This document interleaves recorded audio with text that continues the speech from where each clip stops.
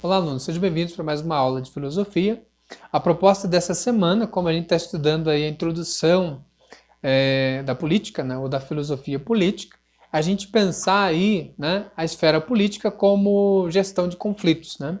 A gente já viu dentro das nossas aulas que o termo política tem vários significados e várias interpretações, né? E dentre eles está o que a gente considera a política como a ciência da governança de uma cidade, né?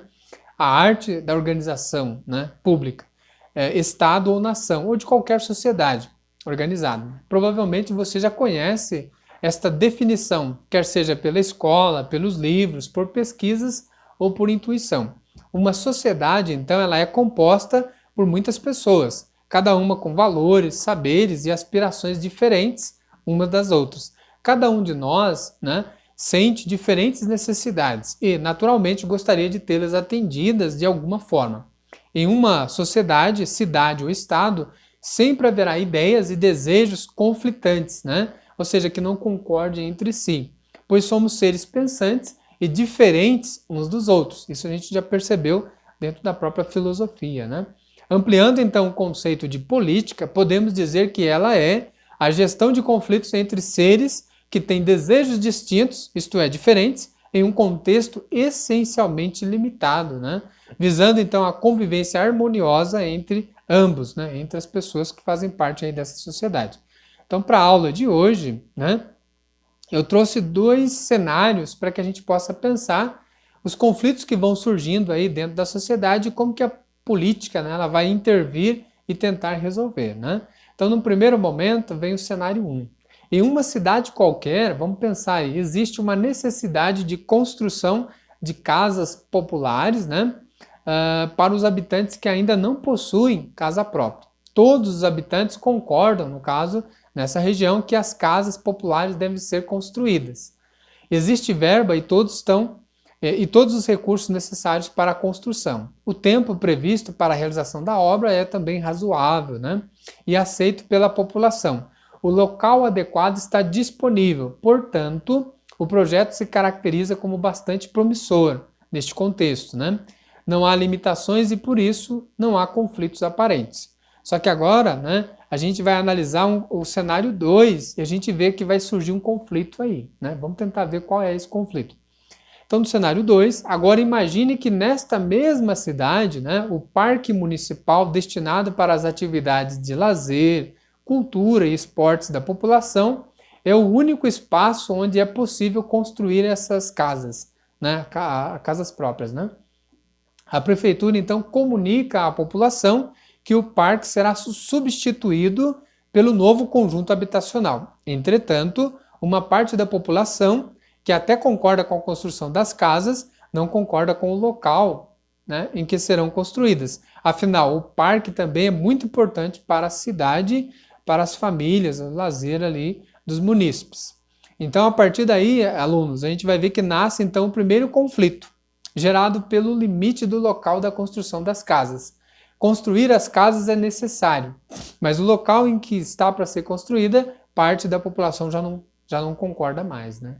Até porque é o espaço em que há o lazer das famílias nos finais de semana, ali, de passear, né, de brincar, enfim. Então, aparentemente, todos os envolvidos possuem motivos justos. Aqueles que querem que construam as casas, né? Até porque eles não têm moradia própria, não têm casa própria, e aqueles que também querem preservado ali o parque, né, municipal ali deles. Então, as casas são importantes, mas o parque também é, né? Para decidir se o parque deve ou não ser substituído pelo conjunto habitacional, a prefeitura então sugere, como poder político, uma votação direta da população. E na votação, a maioria então vai decide manter o parque. Ou seja, um novo local deve ser escolhido e estabelecido. Observe que a maioria optou por manter o parque, sendo que uma parte da população preferia que o parque fosse desativado em favor das casas, né? Uma insatisfação foi gerada e precisa ser atendida. O tempo que antes era suficiente para a realização da obra foi afetado, né, pela necessidade de busca de um novo local, né? Não vai ser mais no parque municipal. Então aqui a gente percebe que a prefeitura localiza então pequenas áreas livres na cidade, mas essas áreas não são suficientes para a construção de todas as casas necessárias. Resumindo, né, alguns habitantes continuarão sem a casa própria. Por isso, passa a ser necessário escolher quem receberá as novas casas. O projeto inicial, né, que atenderia a todos os que precisavam, agora precisa estabelecer critérios de seleção, pois nem todos poderão ser atendidos. Uma nova insatisfação foi gerada. Então perceba bem, alunos, que pensar a política nessa dimensão da gestão de conflitos é perceber que a política é uma atividade complexa, né? Quando você toma uma determinada decisão, né, o político tem que perceber que ele não vai agradar a todos, né? E que às vezes para tentar resolver um problema ele pode gerar outro problema, né?